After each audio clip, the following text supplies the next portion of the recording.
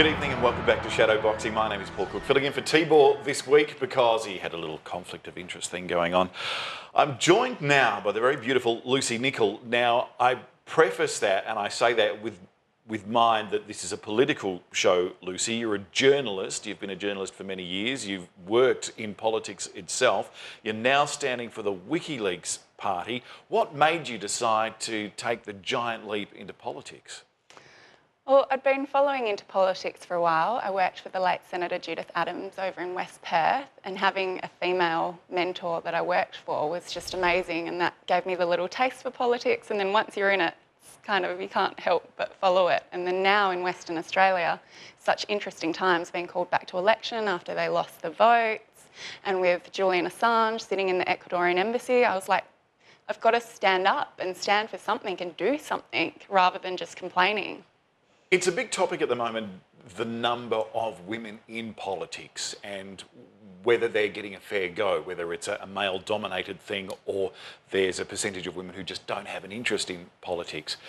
From yourself coming into and standing for an election for the first time and working within the inner sanctum of politics for a period of time, have you found that to be something that is real, and is that something that you're concerned about?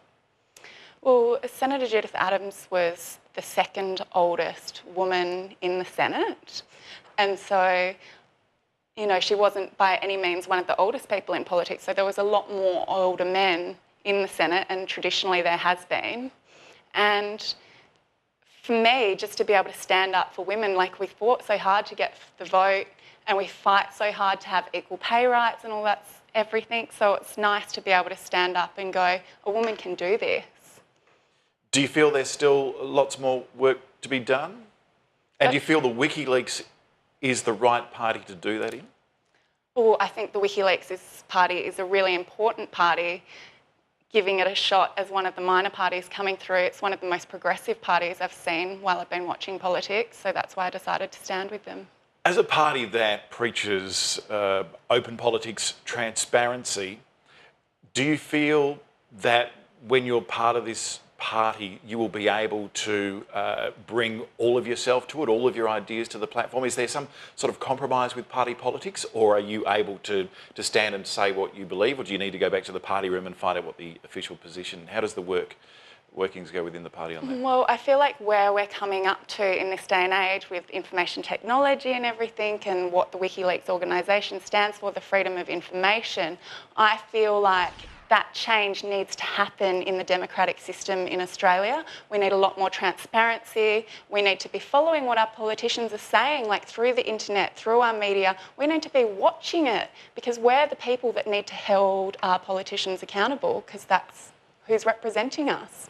One of the big controversies over the Wikileaks party and over Wikileaks in general is the fact that this information should have been kept private. Assange is a traitor for releasing this information, whereas the other side of the argument is, and I tend to believe, that sooner or later all information is going to be transparent, because as much as security is set up, there's also the ability to hack into that security, whether it be other governments or whether it be individuals.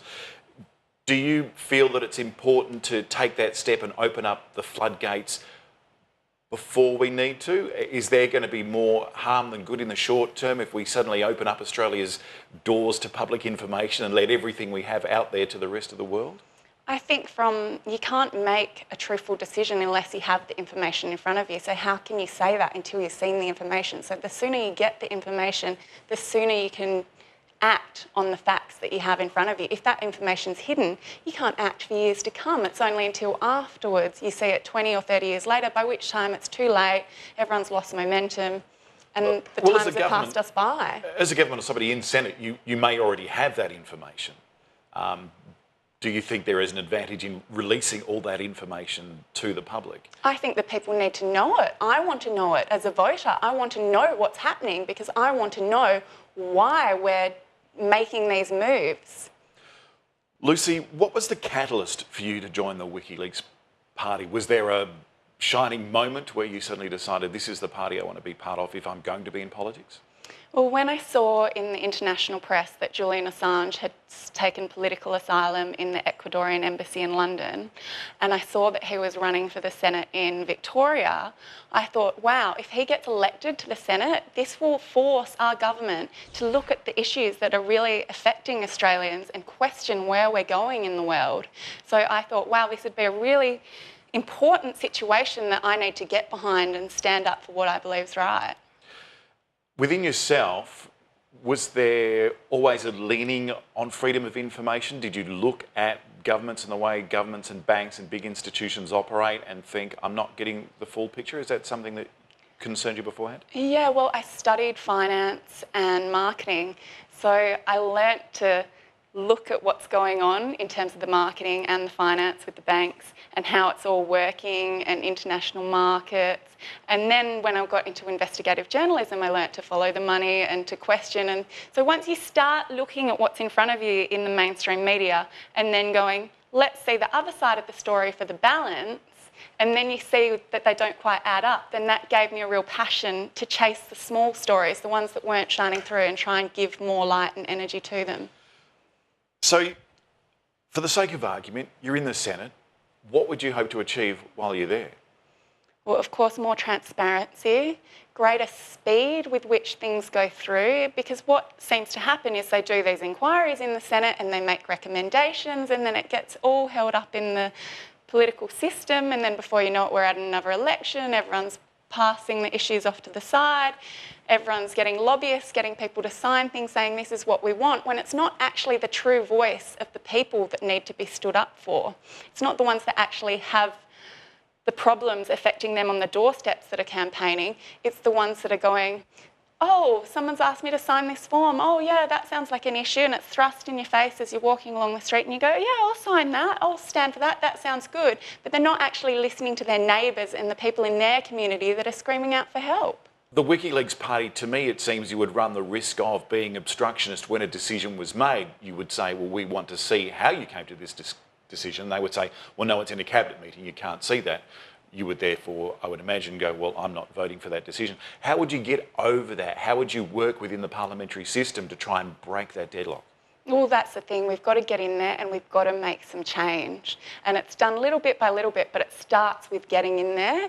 And that's why this election's so important, because we already know this outcome of the other states, and we know that it's basically a hung parliament.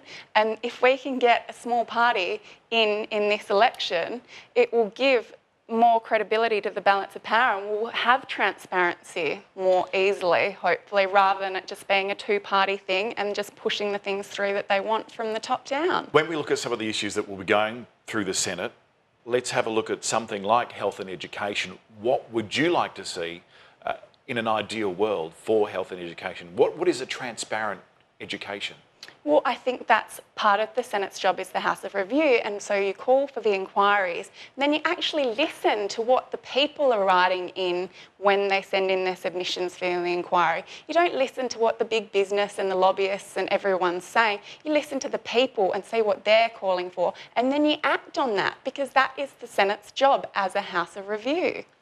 Do you find then that if you are going through the review process, interviewing leading education institutions may not be as valuable as interviewing mums and dads who have their children in school? And how would you go about getting those sort of people involved in Senate reviews, getting to the grassroots level? I think everyone has to be encouraged to be more politically active themselves and think about what they want for them and their families, and then they have to be encouraged to be involved in it on their choice themselves, not through other people pushing it through, not going, oh, this is an issue, this is what everyone's talking about, this is the hip thing to be talking about. Yeah. Think about what you want for your children and think about how to get that for them and how that's best for your community. How does a party then, taking that consultative approach to everyone, stand when you have something similar to what we had with the initial mining tax under the Rudd government that was advertised against so heavily by the mining industry that the public opinion was, some would say, swayed by that advertising? If somebody wanted to force a decision through the Senate and you were going through a consultative open process, the people with the money could sway public opinion. Well, I think you have to recognise that with all energy production, so whether it be mining or nuclear or coal, it all has its benefits and cons. And so I think you have to look at each one and take it on its merits and say, hang on, it might look like the coal industry is doing this, but our exports of coal is what's propping up WA to a lot of extent. It's one of our highest exports is coal. So then, of course, they're going to advertise for it, but then you have to look at the balance scales again. So then now renewables and everything is becoming really strong as well. A lot of money is going through the government for renewables, and I'm getting lots of emails for people going, my vote goes for solar panels, which is awesome, but they're the generic emails. I want to see people coming to me with real stories about how they've got their house working on renewables, how they can be helped because they're going a slightly different angle, and what they want to see happen. Finally, Lucy, how do you avoid becoming a populist party and falling into the trap of finding what people seem to like and then doing that? I think you start something. So we started the ball rolling, and then it's people's choice to then come along and go, hang on, this sounds interesting, I want to follow this. And then it's their choice to, hold us accountable and go, are they going down the right path? Do I agree with this? Do I want to talk about it more, or do I want to talk about something else? And it's their job to see how the ball's going to keep rolling. Maybe educate themselves. Yeah. Lucy Nicol, thank you very much for coming on Shadow Boxing this evening. That's the end of my tenure here. T-Ball will be back in the seat next week. Look forward to your company then. Take care.